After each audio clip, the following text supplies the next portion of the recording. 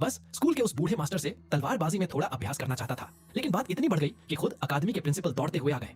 उन्होंने बूढ़े का हाथ पकड़कर गुस्से में कहा, क्या तुम्हें पता भी है तुम क्या कर रहे हो? ये तो अभी पहला साल पढ़ने वाला छात्र है। क्योंकि वह बूढ़ा कोई साधारण इंसान नहीं, बल्कि पूरी मानव जाति का सबसे शक्तिशाली तलवार सम्राट स्वॉर्ड एम्परर था। होश में आने के बाद जैक ने शर्मिंदा होकर प्रिंसिपल से 2 बार माफी मांगी। दफ्तर लौटने पर प्रिंसिपल ने उससे पूछा, आखिर हुआ क्या था? तुम जैसे स्वॉर्ड एम्परर ने एक छात्र पर हमला क्यों किया?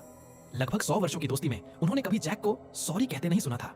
उन्हें महसूस हुआ कि आज की घटना बिल्कुल सामान्य नहीं है, लेकिन जैक का जवाब सुनकर वह और भी हैरान रह गए। जैक बोला, अगर मैं अपनी स्वॉर्ड स्पिरिट प्रोटेक्शन का इस्तेमाल नहीं करता तो मैं उसी के दबाव में आ जाता। यह सुनकर मीडिया को अपने कानों पर विश्वास नहीं हुआ। इतना घमंडी स्वॉर्ड एम्परर अपने मुंह से ऐसी बात कहेगा, यह उसने कभी नहीं सोचा था। वह जानता था कि मैं बाकी छात्रों से अलग हूं, लेकिन वह जैक की असली ताकत भी अच्छी तरह जानता था। तभी जैक ने एक और चौंकाने वाली बात कही। वह पहले ही हार्ट माइंड शिनसॉ की अवस्था तक पहुंच चुका है। मीडिया तुरंत खड़ा हो गया और बोला, क्या? लेकिन जैक, तुमने तो लगभग 30 साल की उम्र में जाकर यह अवस्था हासिल की थी। जैक खुद भी बड़बड़ाने लगा, आखिर ऐसी कौन सी चीज है जो अनुभव की कमी को भी मिटा सकती है? यह सुनकर मीडिया पूरी तरह सन्न रह गया। उसे दोपहर की घटना याद आने लगी, जब उसने मुझे और जैक को अलग किया था और मेरी ओर दौड़कर पूछा था कि मैं ठीक हूं या नहीं। तब भी मैं स्वॉर्ड गॉड प्रोटेक्शन की अवस्था में था। चारों ओर भयानक हत्या की आभा फैली हुई थी। उसी पल एक साथ सितारा हीरो और अकादमी के प्रिंसिपल होने के बावजूद उसके मन में पहली बार डर पैदा हुआ। वही डर जो उसने कभी छठी सेना के कमांडर बासामोन के सामने महसूस किया था। वह समझ नहीं पा रहा था कि एक नया छात्र उसे इतना भयभीत क्यों कर रहा है। क्या सिर्फ इसलिए कि मेरे नाम में दानव शब्द था? लेकिन जैक झूठ बोलने वाला इंसान नहीं था। आखिरकार मीडिया ने कांपती आवाज में पूछा, जैक, कहीं तुम हार तो नहीं गए थे? यह सुनते ही जैक गुस्से में खड़ा हो गया।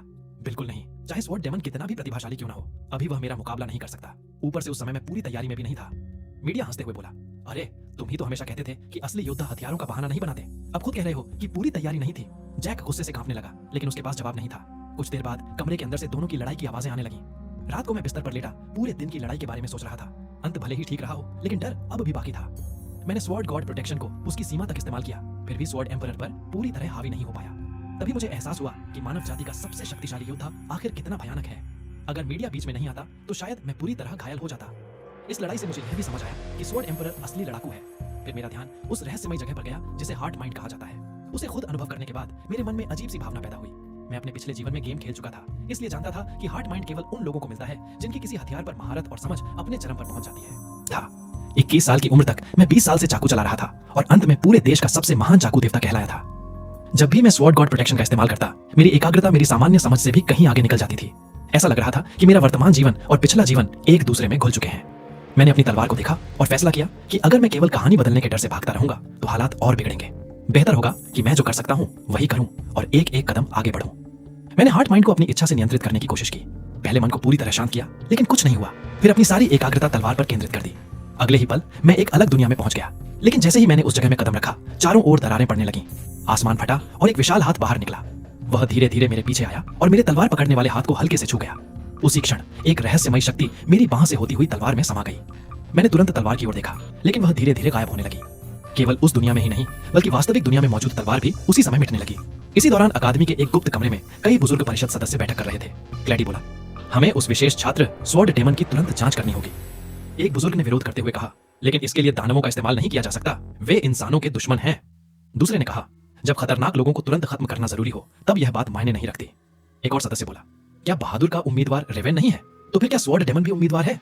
क्लैडी बोला, रेवेन अभी तक अपनी प्रोटेक्शन भी इस्तेमाल नहीं कर सकता, लेकिन स्वॉर्ड डेमन ने प्रवेश परीक्षा में आयरन किंग परिवार के जुड़वां प्रतिभाशाली भाइयों को एक ही वार में हरा दिया था। मीडिया लगातार उसकी जानकारी छिपा रहा है। 7 सितारा लोग पहले से ही सिरदर्द हैं। किसी भी संभावित खतरे को पहले ही खत्म करना होगा। एक आंख वाले बुजुर्ग ने कहा, जब से मीडिया अकादमी का प्रिंसिपल बना है, हमारी परिषद की ताकत लगातार घटती जा रही है।